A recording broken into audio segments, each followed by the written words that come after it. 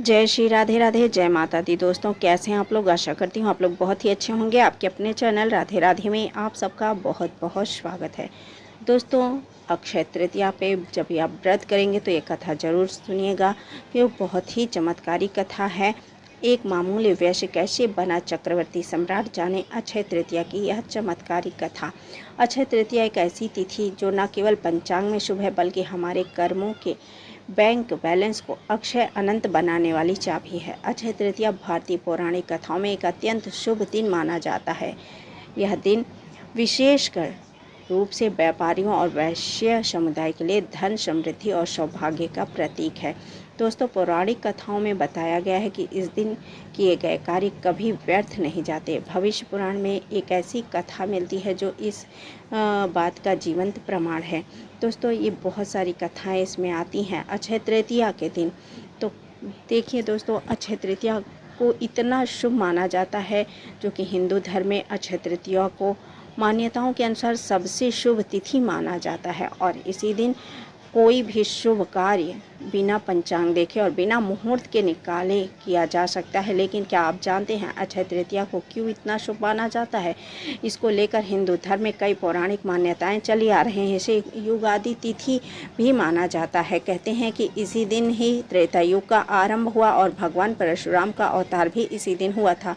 और भी कई शुभ पौराणिक घटनाएं इसी दिन हुई थीं।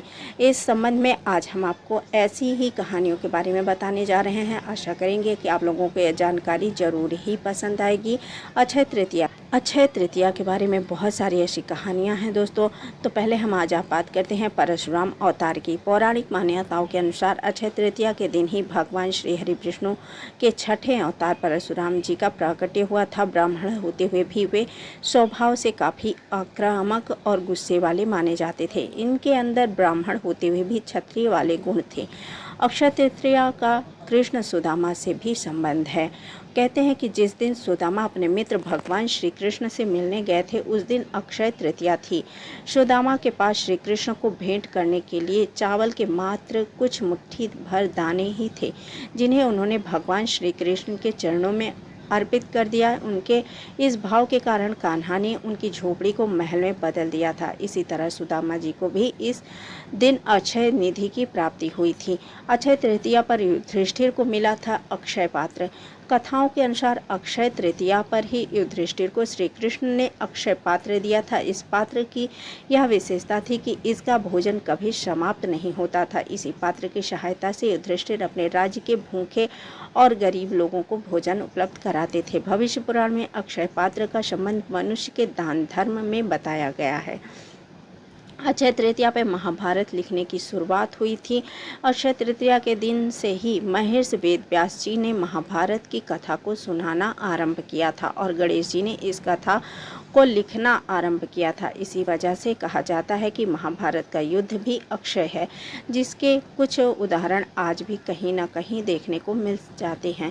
अक्षय तृतीया पर त्रेता युग का आरंभ हुआ था। भविष्य पुराण में यह भी बताया गया है कि अक्षय तृतीया को युगादि तिथि कहा जाता है। दरअसल इसी दिन से त्रेता युग का आरंभ माना जाता है, इसलिए इस दिन को शुभ कार्यों के लिए सबसे शुभ मुहूर्त के तौर पर देखा जाता है। मान्यता है कि अक्षय तृतीया के दिन हम जो भी कार्य करते हैं इससे हमें अक्षय फल की प्राप्ति होती है और वह पुण्य कभी समाप्त नहीं होता है। अक्षय तृतीया पर श्री कृष्ण की थी द्रौपदी की रक्षा। श्री कृष्ण ने की थी द्रौपदी की रक्षा। महाभारत में द्रौपदी के चीरहरण की घटना सर्वाधिक चर्चित मानी जाती है। पौराणिक मान्यताओं के अनुसार उस दिन भी अक्षय तृतीया ही थी जब पांडवों ने कौरवों के साथ जुए के खेल में द्रौपदी को ही दांव पर लगा दिया था। दुशासन ने द्रौपदी का चीरहरण किया था। अक्षय तृतीया के दिन ही द्रौपदी की लाज बचाने के लिए श्री कृष्ण ने द्रौपदी को अक्षय चीर प्रदान किया था।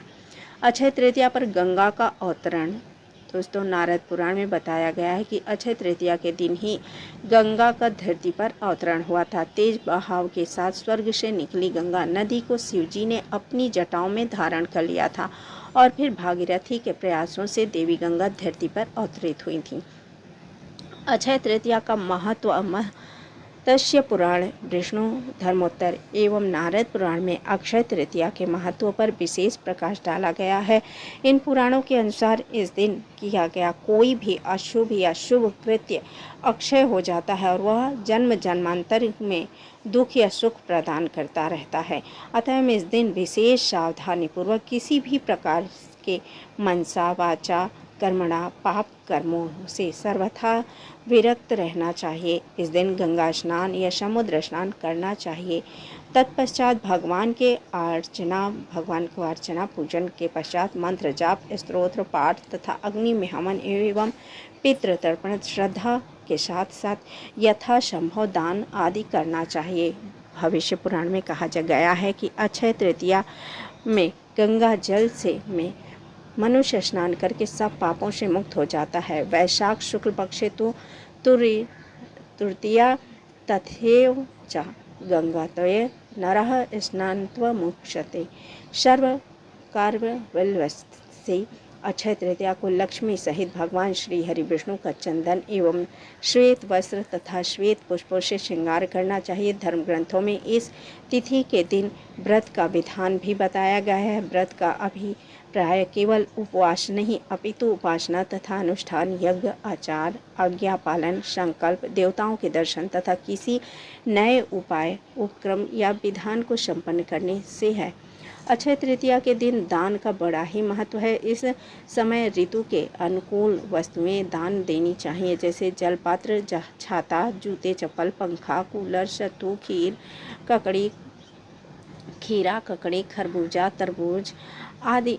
इसके साथ अन्न, वस्त्र, औषधि, स्वर्ण, गाय आदि भी दान कर सकते हैं। अपने सामर्थ्य अनुसार दान किया जा सकता है। दान की महिमा बताते हुए व्यास जी ने कहा है कि जलपात्र के दान से अक्षय कीर्ति, स्वर्ण दान से इच्छित कामनाओं की पूर्ति होती है, घी या औषधि के दान से निरोगता, छाता या उपनाह के दान से विपत्ति से रक्षा, गोदान से अमृतत्व की प्राप्ति, भूमि दान से स्वर्ग की प्राप्ति तथा अन्न दान करने से समस्त पापों से मुक्ति हो जाती है।